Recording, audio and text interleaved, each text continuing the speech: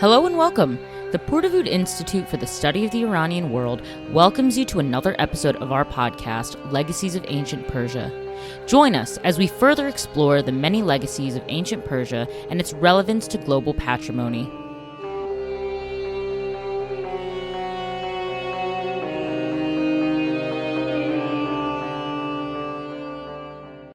Hello, everyone, and welcome to another episode of Legacies of Ancient Persia. This week, I sat down with my colleague, Dr. Marissa Stevens, who's the Assistant Director of the Pourdavoud Institute and an Egyptologist. In this episode, we discuss how she developed an interest in cross-cultural interactions via her work with 21st Dynasty Egyptian funerary papyri, her hopes for expanding Egypt-Persia projects, and working at the Pourdavoud Institute, and about the types of future outreach initiatives the Pourdavoud could produce for the general public. We hope you enjoyed this episode, and if you like what you hear, please give our show a 5-star rating and review us on Apple or Spotify. Awesome. Okay, Marissa, thanks for joining me. Been pretty excited to get this one underway. And I want to start you off and just say, tell us how you got into ancient Egypt, the ancient world more broadly. Oh, okay, the ancient world and ancient Egypt. I always tell people that I just never grew up because if you had asked me when I was 8 years old what I wanted to be, I would have said an Egyptologist. I feel like most students go through, or most children go through a phase where it's like ancient history or dinosaurs or space, right? It's always kind of one of those things. And for me, it was ancient history, and I never grew out of it. And I very fortunately had teachers that always encouraged me and parents that always encouraged me and never said, that's silly, that's not a real job, you can't do that. They always said, all right, if this is it, make sure it's it, figure out what you need to do and get it done. And was that pretty easy, pretty hard? Did you have resources available to you that would make this easier or not really? Well, I mean, looking back, I suppose I didn't have a lot of resources, but I really utilized those that I had. Right. So I remember my parents would always be looking into additional school programming, summer school programming of some kind. Local universities often offered day camp kind of activities for kids in the summer, especially, to experience a college campus, take a little mini college class. So I did that in my early teens a lot. Always taking me to libraries and museums, all of that kind of stuff. So I really capitalized on what was available. And the more I did, the more I fell in love with it.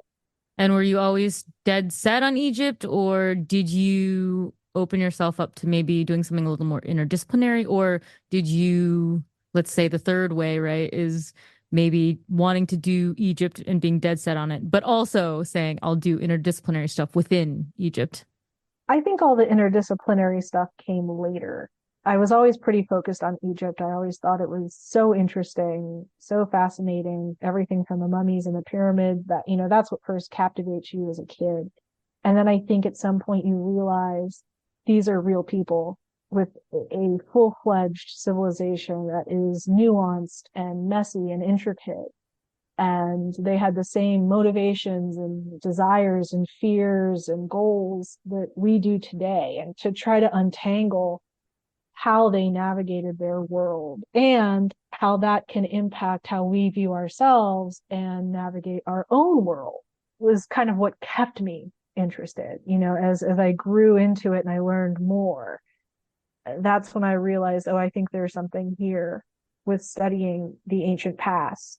And that's, I think, where the interdisciplinarity comes in, right? When you realize all societies have something to contribute. And it's not just one singular group of people that are in this bubble and they're insulated. It's everybody in the ancient worlds working together and being able to compare that and contrast that and see that bigger picture is incredibly important. Nice. Did you, I mean, I know you got your PhD here at UCLA, and they do have a lot of resources here, as we both know. So, at that point, were you interested and able to take classes outside of Egypt and see how it would tie back to your research? Or, was there just so much to do within your own discipline that you sort of had to focus on that? I think the majority of your coursework, especially when you get to the PhD, is hyper focused.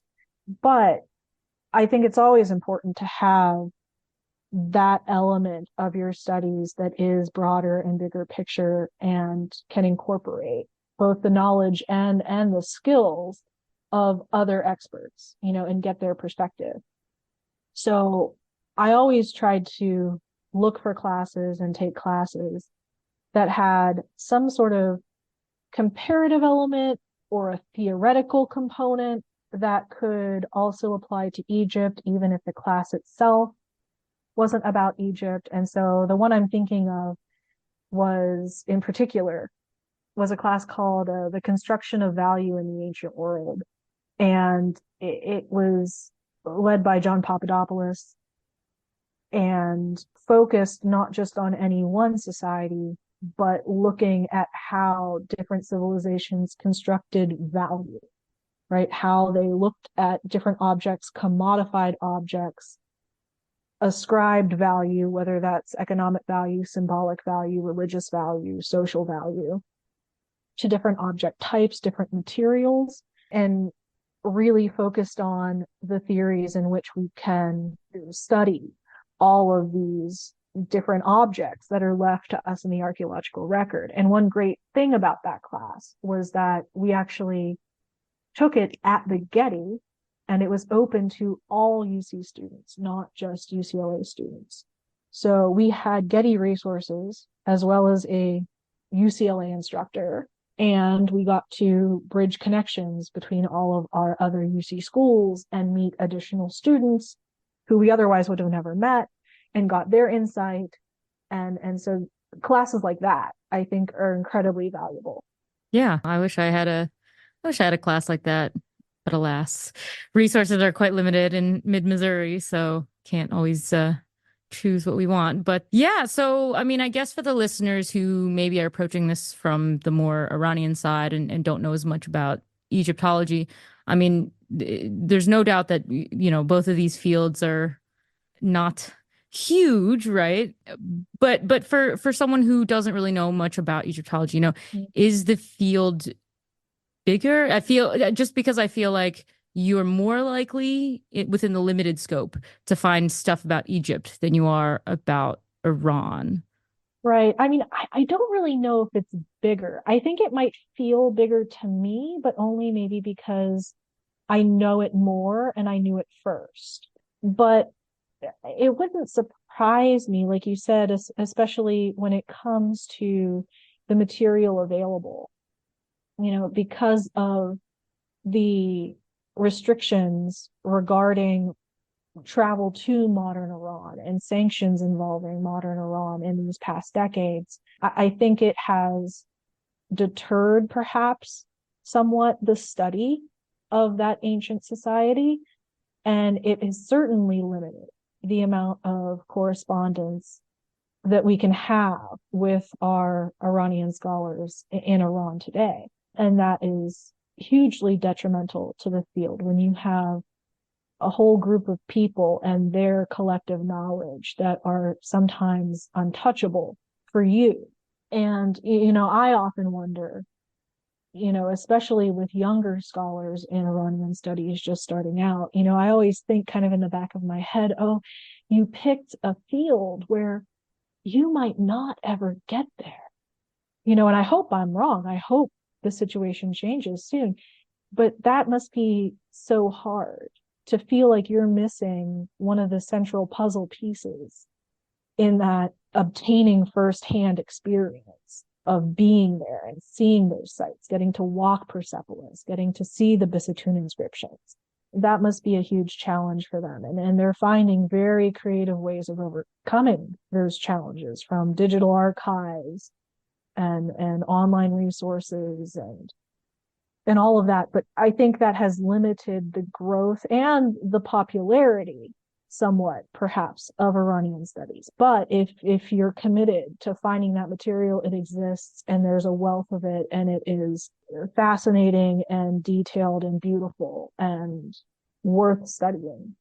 For sure. Well, I mean, obviously, with the limited resources you were just alluding to, it would probably make some people hesitate to go right into the field, the proper field of Iranian studies. And yeah, so I feel like you're right. It would make people maybe go to something adjacent and then try to approach it that way. So as I tell people all the time, as a classics major, I somehow was not given any class or formal anything on the Persian side, which I don't really understand how that's possible, but I guess. So from the Egyptological side, how much crossover is there with Persia? How much can you see that there would be? I mean, obviously we know that at one time Egypt was sort of a satrap of the Persian Empire, but yeah, so just approaching it right from a different perspective, how much crossover do you see? I mean, sadly, not a lot. So you're right that Egypt fell under the control of the Achaemenid Persian Empire technically twice. Once in the 27th dynasty, Egypt's 27th dynasty, and the second in Egypt's 31st dynasty. There was a small chunk of history there where the Persians did lose control of Egypt and there was some native rule. And then once again, they came in towards the end of the Achaemenid period. And you would think that would be studied in detail in Egyptology. But sadly, a lot of traditional Egyptologists kind of view everything after the New Kingdom as what I jokingly call post-interesting. So they kind of want to cut off Egyptian history after the end of Egypt's New Kingdom. So, after you get Tutankhamun and Ramses the Great, all of these famous pharaohs that take up the bulk of publications and the bulk of media. Suddenly then everything later is not as grand, not as good, not as high quality. If you're looking at material culture and art, those are kind of the impressions that people have. But I mean, it's simply not true. The wealth of material from Egypt's third intermediate period and late period is incredible, and the quality of the artwork, the quality of the inscriptions, the creativity of the literature, all of this, I think, is only enhanced by the fact that you suddenly have Egypt on an international stage and no longer necessarily the superpower in the picture, but someone that is being overtaken by these other groups, the Assyrians, the Persians, the Greeks, the Romans, right? It's only going to create different layers of culture, different layers of society and social understanding. It's going to make it messy for sure. And I think a lot of scholars don't like that necessarily, that suddenly it's messy and you have to untangle a lot of different groups of people with different motivations, different languages, different backgrounds, different art styles, all of this. But to me, that's what makes things very interesting, is that you now have different groups having to negotiate their own identity on this international platform where everyone is suddenly in much greater competition than you see during the earlier time periods of Egyptian history. I'm gonna bring it back around, I promise. So bear with me on this small side journey we're about to take. But for you personally, in your academic career, why did you choose to go into the later stuff when it's maybe not as glamorous as doing, the Great Pyramids of Giza, or Ramesses, or even Akhenaten, right? Amarna. Everyone's like, oh, that's the interesting part. So why did you personally go later? So I came to UCLA with very broad and abstract research questions. I knew I was interested in social identity. I knew I was interested in trying to navigate that identity, trying to define that identity and carve space for oneself during times of crisis and decentralization. That to me was super interesting, just as a human question. How do we do that in turn when things are going bad? when things are not stable, what do we as human view to be at the core of our identity? And how do we try to preserve that and perpetuate that? And I mean, that answer is going to be different for everyone, right? And it's kind of different even on an individual level. But you can look to different groups in society. Maybe it's a religion that you're going to focus on. Maybe it's a language that is endangered and you will want to try to preserve that language. Maybe you turn to food, right? And it's the food of your culture that you try to preserve and you focus on as somehow becoming meaningful to you and a part of your social identity. So I had that question, and that's what I brought to UCLA. And I told my advisor, Kara Cooney, this is what I want to study. How do I do that? And now there's no scarcity of materials from Egypt to work on. And Kara was working on 21st dynasty coffins. And she said, well, with these coffins, I really feel like I'm starting to kind of get to know these people almost on a personal level. There's so much information about these priests from Thebes that were buried in these particular coffins. And she said, there's a lot of papyri that are also owned by these priests that were part of their burial. And the papyri have even more information about them and their positions within the temple and their family and all of this biographical information. Why don't you look at those? And at first I was a little hesitant. I didn't think I would be that great with language. I thought, oh, this is maybe too much. But it sort of just fell into place. And it just so happened that these papyri were from the 21st dynasty, the start of Egypt's third intermediate period, when the time when we first start to see this type of crisis and decentralization occurring in society, where the king is not as powerful as he once was. And so people are turning to different modes of identification in this time period, namely the temple, to self-identify and perpetuate that social identity and that family identity. And so I got to address my big picture research question with this data set that just happened to be from this later period of Egyptian history. And I really liked it and kind of got stuck in that time period and a little bit later because of that. Oh, that's great. That's great. I love it. And it's great that you were able to get sort of perfectly positioned and work with material that maybe a lot of other Egyptologists wouldn't necessarily want to. Right. Yeah, absolutely. So, but also I would say, that positioned you in a very unique place where working in that later period, you get to see what happens, right? When Egypt is no longer able to be its singular little bubble down at the bottom of the Mediterranean, when it's got to open up or when it gets conquered or when things happen. And so, I mean, do you feel that this has given you a unique sort of angle in which to approach, interdisciplinary work with things like the Achaemenids? Yeah, absolutely. I mean, I think that this was the perfect time period to start with, to see that happen. How you said things really opening up in the ancient world. It's not that we don't have interconnectedness earlier in Egyptian history or earlier in Near Eastern history. But it's really after the collapse of the Bronze Age that we start to see this international stage develop. There's an international art style that a lot of scholars reference. And, communication spreads much more broadly during that time period than we see earlier. So it really was, I think, the perfect platform to look at these even later periods of Egyptian history. And I mean, because of this unique positioning, I'm curious, and I hope our listeners are too, like, did this sort of lucky positioning also kind of influence your decision to work here at the Pourdavoud Institute?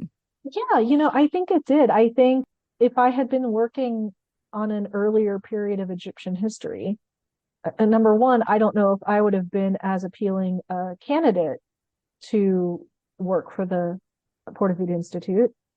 And I don't know if I would have had as great an interest as well. And so I think it was the perfect combination of me looking at this at the time newly developing center. I started at the Pourdavoud then center right after it was inaugurated at UCLA. And I thought, well, this is a position where I can relate my own research interests tangentially in a very small way, right? Because the intersection of ancient Egypt and ancient Persia during this small part of the Achaemenid period is just a drop in the bucket of Iranian history, right? But I saw that connection and I thought, well, I will be able to contribute intellectually in my own small way. And seeing a center develop around Iranian studies really impressed me because it is, a narrow field when you think about the study of the ancient worlds, to focus resources and attention on a singular civilization is not something many schools are able to achieve. I came from a NELC department, which in and of itself is quite rare, a department of Near Eastern languages and cultures that focuses on ancient Egypt, ancient Persia, the rest of the ancient Near East, Nubia, Northern Africa, Anatolia, right? All of these areas. And that is quite unique for a university to have enough resources just to focus on that portion of the world and not lump that into something even bigger, like all ancient world studies or just a general history department, right? So I was quite intrigued with the idea of working at an institution that could foster such dedicated academic research. Yeah. I mean, I think that based on how you've positioned yourself, right, as you were very concentrated on Egypt, Egypt is your thing. That is in your heart of hearts what you love to do. And so it's interesting. And I've been asked once or twice, oh, I hear your colleague is an Egyptologist. So what's she doing working, with ancient Persia? And so I feel like, this is not an uncommon reaction. And so how exciting, and I'm hoping you can talk a little about your involvement with the Egyptian Consortium project that you're working on here, because I feel like when I have mentioned it to people, they've been quite shocked, right, that there is something like that here when we're not really Egypt focused. Right. Well, I mean, Achaemenid Egypt is very understudied, especially from the position of Egyptology. And so part of the center or the institute now, I mentioned that I started when it was a center, and we're now an institute, the first institute of the Division of Humanities at UCLA. So part of the institute wants to focus on this understudied area.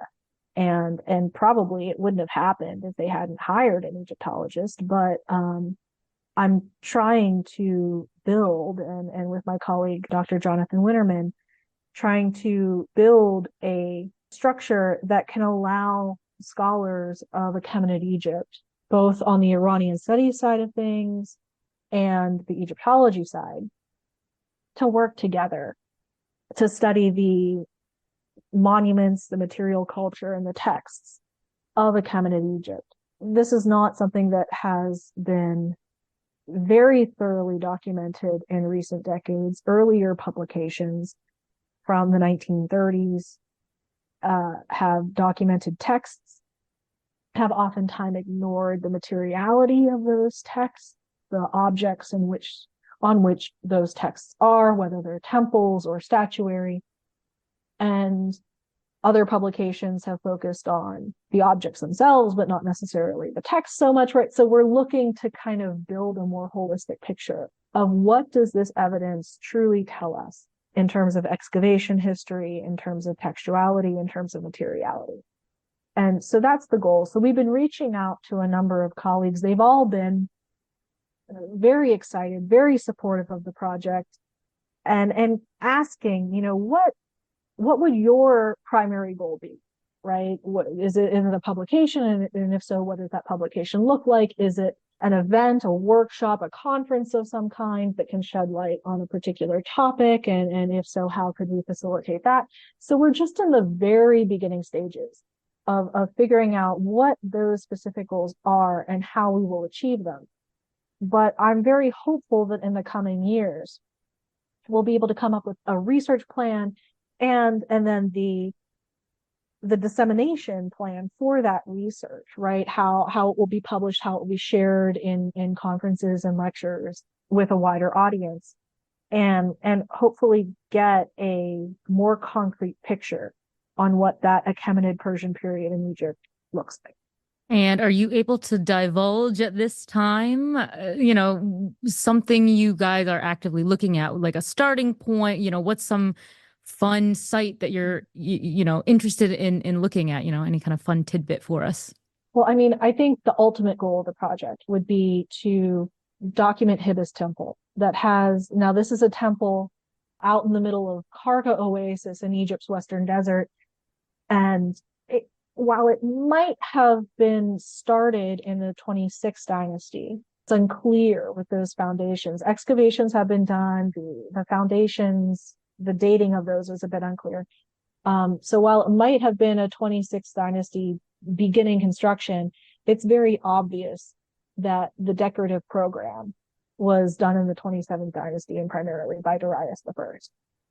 And so this is really the only known monument in Egypt that is almost a fully fledged Persian construction. And so it has been published in various ways over the years. Some of the texts have been published in hieroglyphic transcription. Some excavation reports exist. Some surveys have been published.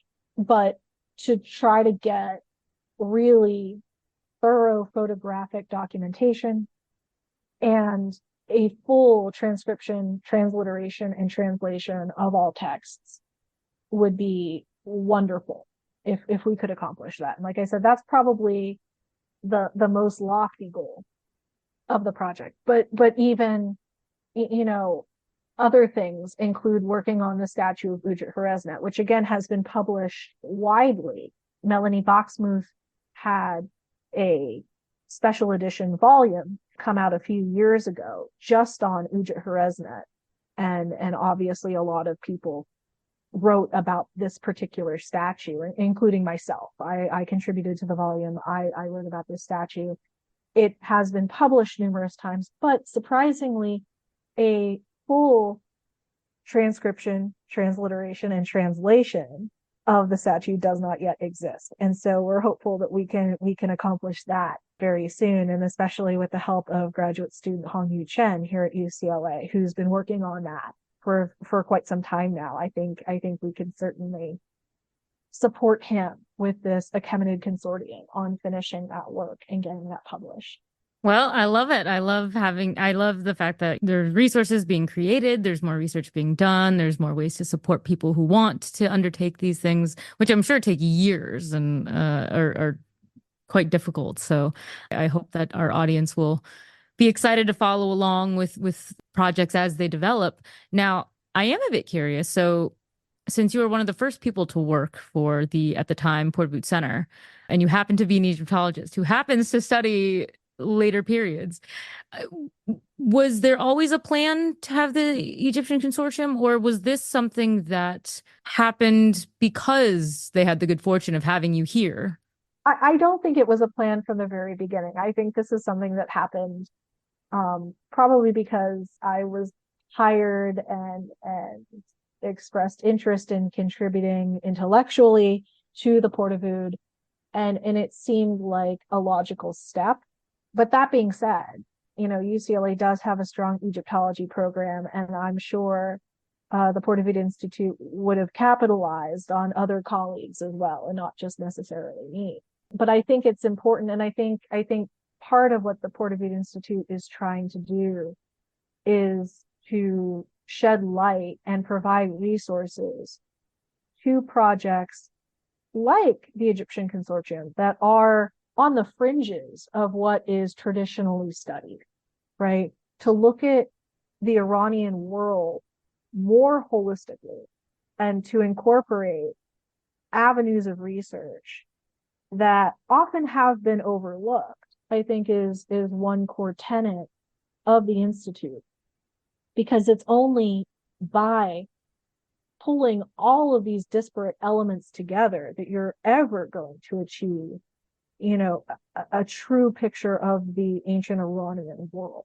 You want that full landscape, and you can't do that by having just a laser focus on certain topics while not looking at things like the borderlands, the imperial impress on all of the satrapies, of the Achaemenid Empire, or later into the Sasanian Empire, and then what they do on the fringes of that empire. If you're talking about empire, you've got to look at the whole thing. I think many people would agree with that.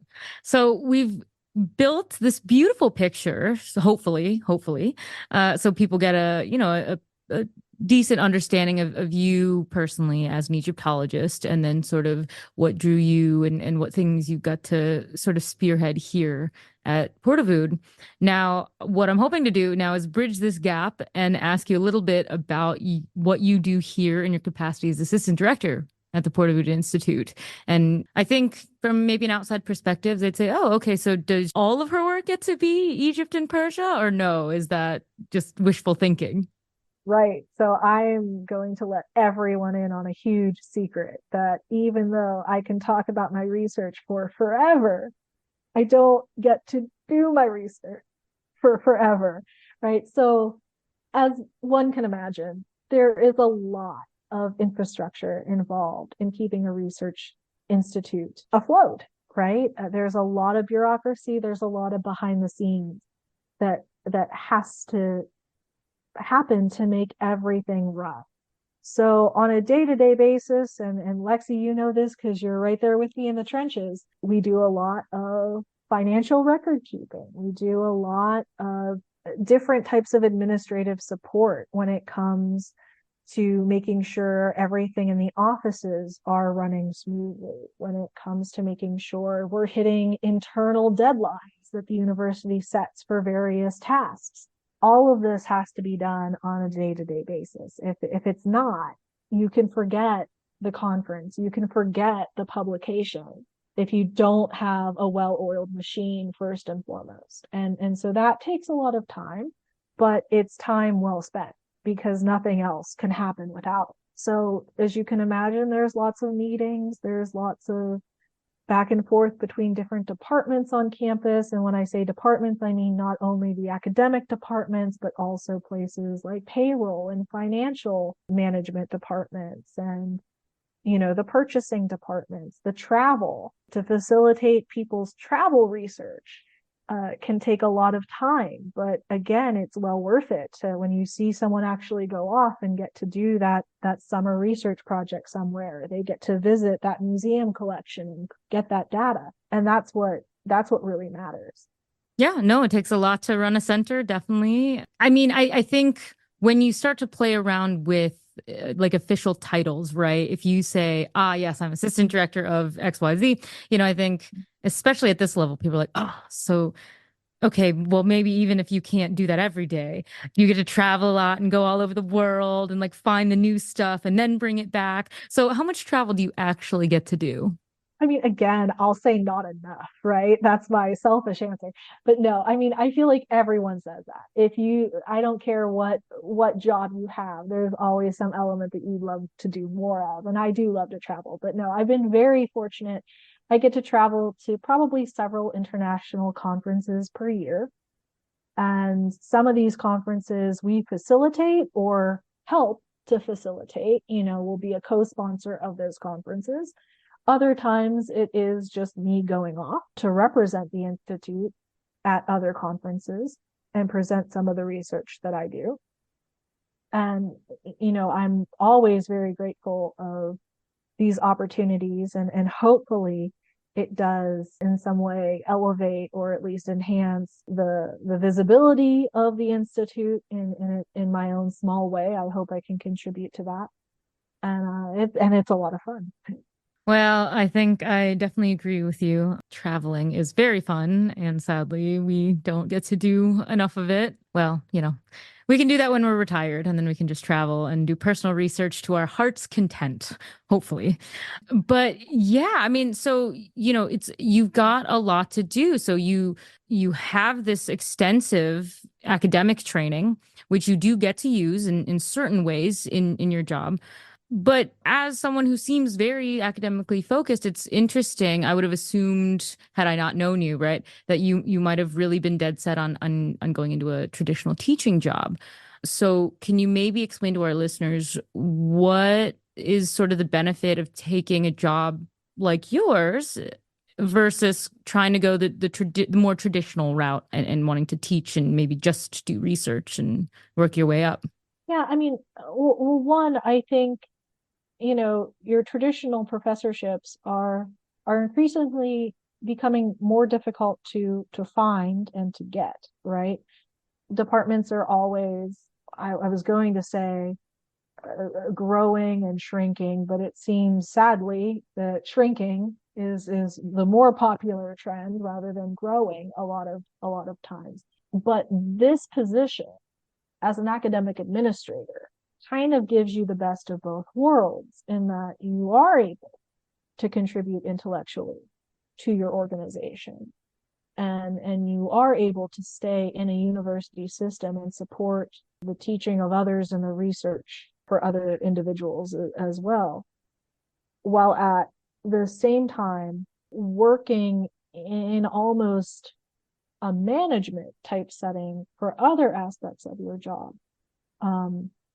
That is very fulfilling, and hopefully, also, for me at least, has been a learning experience in and of itself, that I can grow as a person in working on the management skills that I need to support a research institution. And that's been very fulfilling in a way that I didn't necessarily expect at the beginning. At the beginning, I kind of thought, okay, well, I'll pay my dues sort of with this other side of the coin and just be grateful for the time that I do get to do my own research and things. But it's really been, quite an amazing journey to see behind the curtain, right, of a university in a way that you don't as a student. And I think sometimes even faculty necessarily don't get to see the full administrative picture, and to see that and to contribute to that functioning of a university is just very fulfilling, that I get to, again, in my own small way, kind of make things happen. That's quite fun.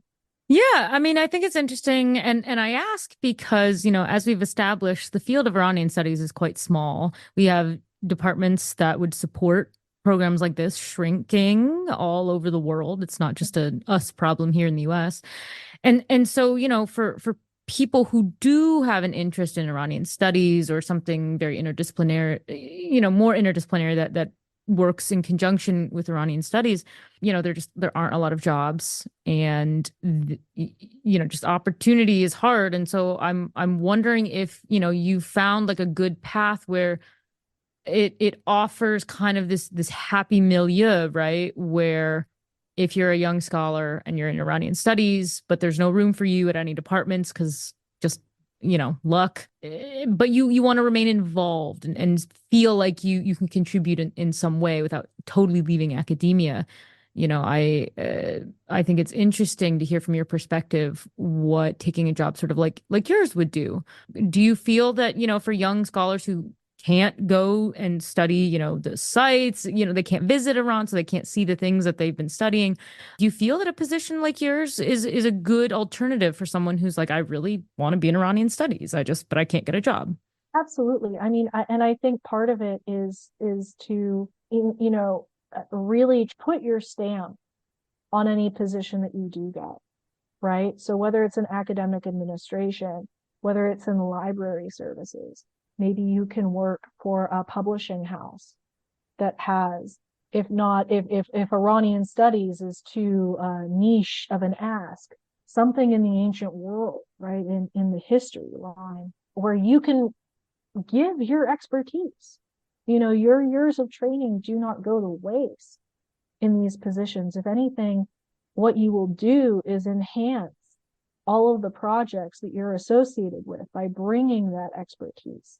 One of the biggest things I think we emphasize to all of the graduate students at UCLA is make yourself marketable. And that doesn't mean not honing in on your specific areas of research. You have to. It means approaching those areas of research with a mentality that this is worthwhile. And I have to present myself in a way where these skills that I acquire are worth something to potential employers. And it's not always easy, it's not always straightforward, but it's entirely doable. And all of these areas that are tangentially related to a university in some way, whether it's publishing, library services, museum studies, all of these different career paths can speak to one's research trajectory and give you the room to continue that research and contribute to the overall intellectual picture. And I think it builds a bridge, right, between you and your colleagues that end up in other institutions elsewhere and other places where maybe you have worked in the past. And those are always important, right? If you can build a bridge between a university and a museum, right, or a university and even a public library somewhere, that is incredibly important. And so to have those types of social connections, through the type of employment that one chooses and the intellectual background that person has, I think is incredibly important. Yeah, couldn't agree more. So now I do know that you are not the biggest pop culture movie person, so don't worry, you're not going to get any surprise questions about films you may have potentially not seen. But yeah, I saw that pop quiz. but to kind of bring it around and related to certain interests I know you do have, right? So research centers, obviously, they produce research and wonderful resources. But for let's call them the layman, right? People like me, maybe, who aren't in the field, don't really know a lot about Iranian studies, but are interested, but may not necessarily have, a lot of time to just sit down and read every scholarly tome that comes out. In your opinion, like being in the position that you are, where do you kind of want to see in terms of resources that just don't exist yet? What would you like to see a place like Pourdavoud do or produce for the general public? Something a little more navigable, let's say, that may end up somehow in popular culture, whether that's you produce something, you do something nice, and then someone takes it and says, oh, I want to make a movie out of this thing that they did. Or yeah, what kind of like public outreach things do you think would be good and would you like to see us do? Gosh, I mean, I really like the bilingual lecture series that we do for the program of Iranian studies, where we have scholars come in and present their research, normally in Persian, because the research is normally published in it. And this, for some of them, is the only opportunity they have to present their research in Persian. Conversely, and this happens much more rarely, but if a book is published in Persian, we will have them come and present it in English. And that can kind of open up a whole new audience to those that don't read Persian and want to be involved in that scholarly discussion.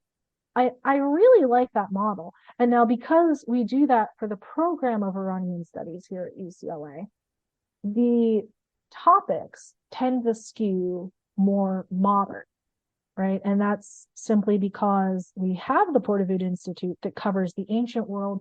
The program of Iranian studies tends to focus more on the modern world. It's not actually the rule of the program of Iranian studies, but that's just kind of how I think the natural division of labor, let's say, is between these two entities. So I would like to maybe see more bilingual things for the Pourdavoud Institute. Now, whether that is expanding the bilingual lecture series that we currently do, but have the Pourdavoud be more involved and become a co-sponsor of that lecture series. That could be one avenue. Something else that we've been talking about for several years, and we really just need to find the time and the resources to do it. But I think primarily it's a time issue, is to look at our online video library that the Pourdavoud Institute has and re-edit our videos so that they have Persian language subtitles and also have English subtitles as well, and perhaps also include a PDF transcription of these lectures. I think that can go a long way to broadening their usage. They've been incredibly popular with the community. They've been very popular in the classroom. We have a lot of instructors assigning these lecture videos in their various classes. And so I think by including these additional subtitle options, as well as a transcription that makes it more searchable and people can follow along, especially with terms, technical terms that might be, less well known to public audiences, the names and the proper nouns, right, that we use sometimes for the names of kings, the names of places. I think that would be a huge help for making these a much more popular video. And then, of course, this podcast, right? The whole reason why we started this podcast was to have more outreach. And hopefully our listeners really enjoy learning a little bit about the research of the Pourdavoud Institute and the research that the Institute supports. And I know they enjoy listening to you, Lexie. I know that they really like having you as the host of this podcast. But yes, I think doing more things like that. I think that would be really fun. And now I'm gonna throw in a fun one just because I never get to ask this, but you are really big into music. Now, I'm not gonna sit here and be like, oh yes, you love ancient music, because it's not like we have a ton of it to listen to.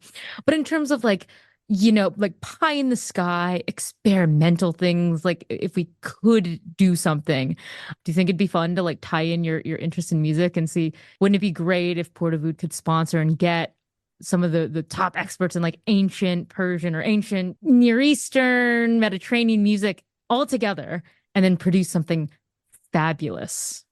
I would love that. And I don't think, on the one hand, that sounds incredibly fanciful, right? And you're like, oh, we couldn't possibly. And in topics like ancient music, right? You think to yourself, how can you possibly get at that? It's not, you're never going to find music in the archaeological record, right? It's ephemeral. But practically speaking, there's great studies that have been done on sound and also smell, while we're at it, scent in the ancient world as well. And so I think, looking at artistic representations of instruments in the rarer occasions where you do find instruments in the archaeological record, seeing how they would have been constructed, how they would have been played, even looking to modern ethnographic parallels to see, are any of these instruments still used anywhere in the world, and how are they being played today, right? I think that would be, really interesting. And even reception studies, right? How not necessarily the music itself of the ancient past, but music about the ancient past, or with those themes of the ancient past included in modern lyrics or modern interpretations, modern music videos. A wonderful exhibition was just done by the Rijksmuseum in Odin and Leiden this past spring and summer that was about the reception of ancient Egypt in modern music, primarily in the United States, but also in Europe from about the past 100 years. So jazz, funk, hip hop, looking at how those music styles were influenced by ancient Egyptian themes, iconography, art, fashion. It was an incredibly successful exhibit, incredibly immersed in multimedia. There were so many different ways in which they included the actual music, from listening stations to having the music videos playing, showing the, tangible albums, the vinyl with the decoration, that has these ancient Egyptian motifs, on the album covers, the outfits and costuming that a lot of the artists wore in various music videos or on stage. And so I think just even looking into the reception of the ancient past and how it's portrayed in modern media and in modern music is worth studying. Yeah.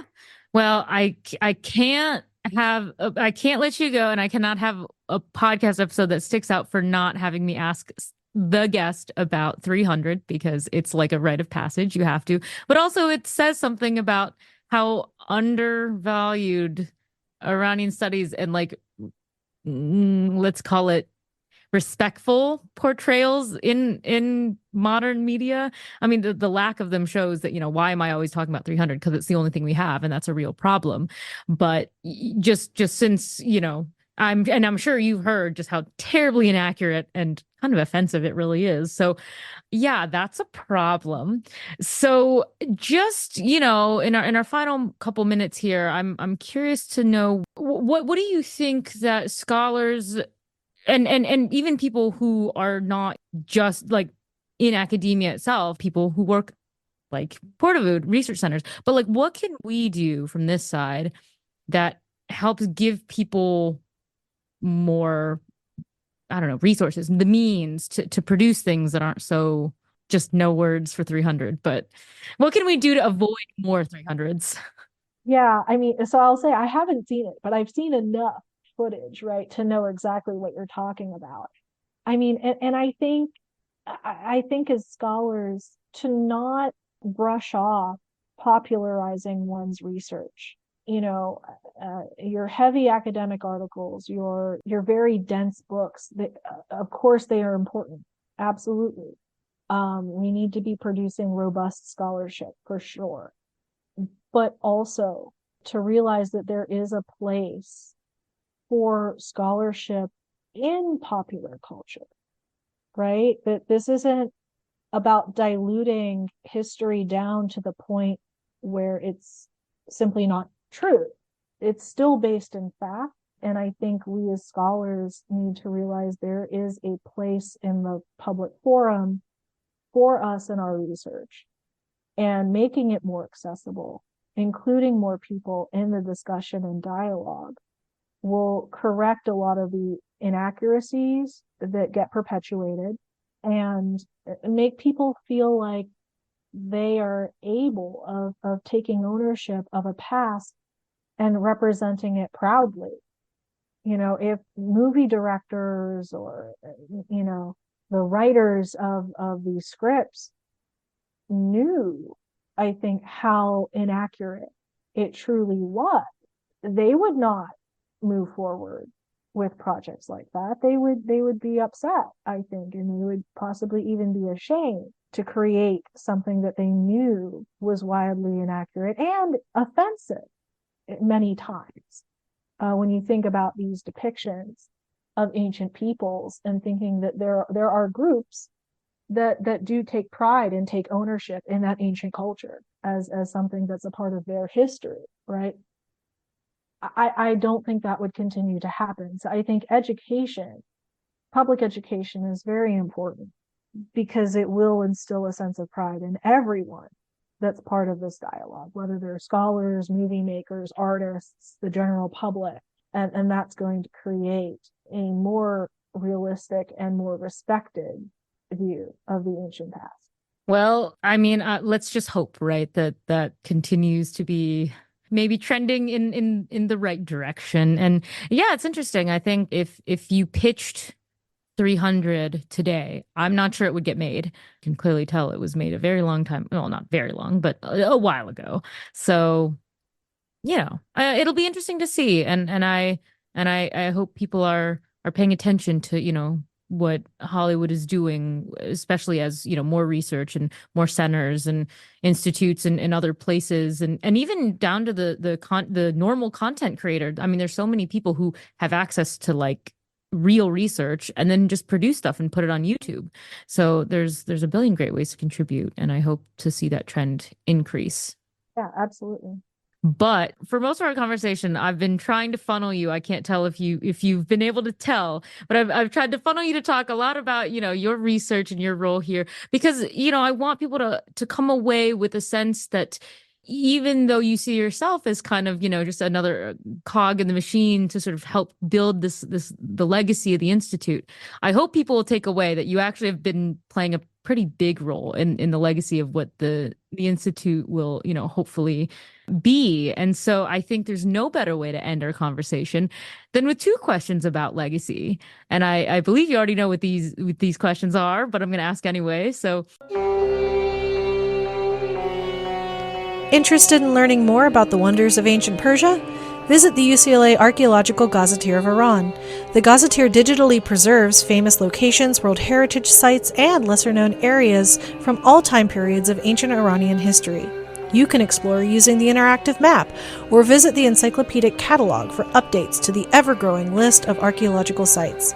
Visit www.irangazetteer.ucla.edu and learn more about what the Archaeological Gazetteer of Iran has to offer.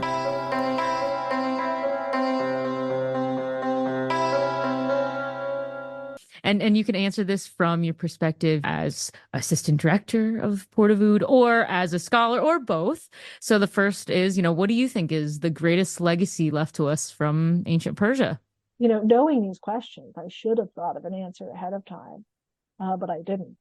I really think, especially in the way it relates to my research of how they administered Egypt, I think the greatest legacy is, in the case of the Achaemenids, their ability to govern in a way that was not overtly oppressive. So many times when we think about an empire of the ancient world, right, we think of them as coming in and conquering, vanquishing entire peoples, razing cities to the ground, and essentially just being the villain, right, in this narrative.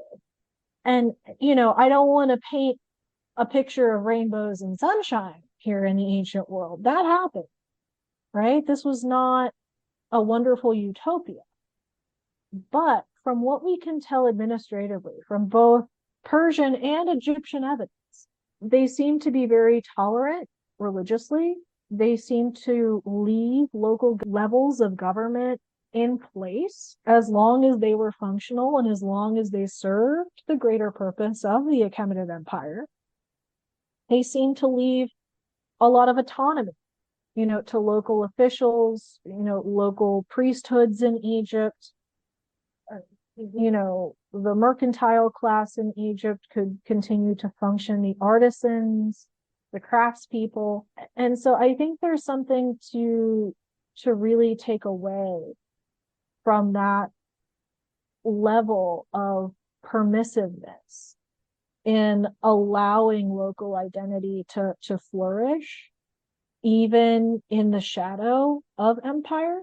Most governments today, I don't think, achieve that nearly as well as the Achaemenids did. Yeah, I would agree with you there. And you again probably know it's coming, but second question is, what do you think would be the best legacy that we ourselves can leave for future students of Iranian studies? This might sound a little strange, but I just think good, clean data, right? I don't think, I mean, I always personally say that if you approach a topic saying, I am going to write the last word on this subject, right? I am the authority on this subject, and I am going to proclaim the truth, and that shall be it, and that will be my legacy. If that's the way you approach things, you are wrong. You are wrong from the outset, because number one, the thought that you know it all, right? I don't care who you are as an individual, you don't know it all, and you can benefit from the contributions of others, But two, it kind of implies that you don't think your field of study will progress any further, that new evidence won't come to light, that new excavations won't bring forth new evidence. That's not very hopeful, in my opinion. So I think providing future generations with scholarship that is solid, that provides them with the data that they need to push the field further, right? To take what you have done and be able to reanalyze it, to synthesize it with new material, to work in a collaborative environment with other people in the field and people in other fields, and be able to compare it and contrast it and build upon it. I think that's the most important thing we can do. And that's not to say that we can't draw our own conclusions. Of course we should. We should all have our own interpretations and try to put forth our best possible understanding of the material that we study, but also leave it in a place where future scholars can pick it up and hopefully take it further. Yeah, that's a new one I haven't heard. So I'm really happy you went there.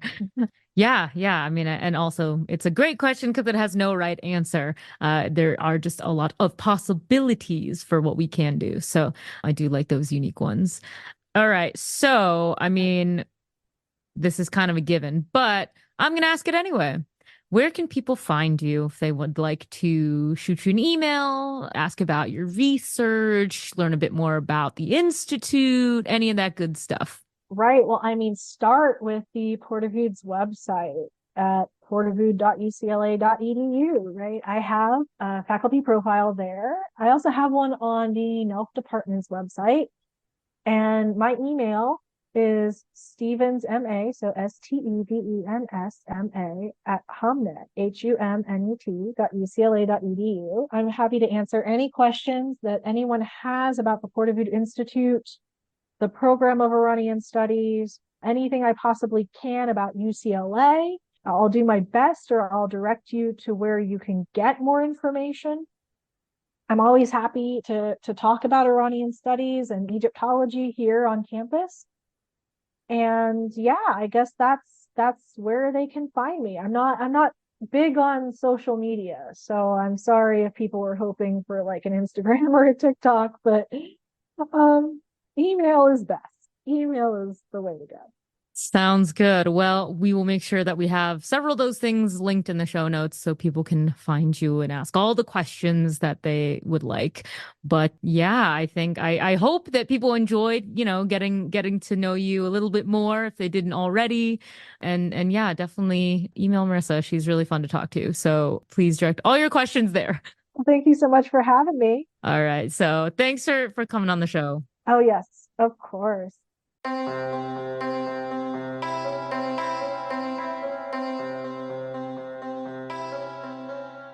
Legacies of Ancient Persia is a Pourdavoud podcast production, hosted and edited by Lexie Henning, with select episodes co-hosted by Marissa Stevens. Cover art provided by Hadley Leesman and original music by Brent Arhart.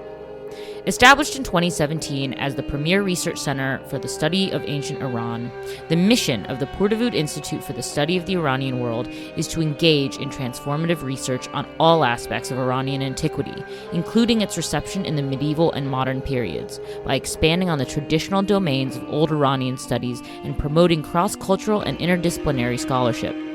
Thanks for listening to our show. It's available to stream on Apple, Spotify, or wherever you get your podcasts. Don't forget to follow us on social media at Pourdavoud Institute and at Pourdavoud UCLA, or visit our website pourdavoud.ucla.edu.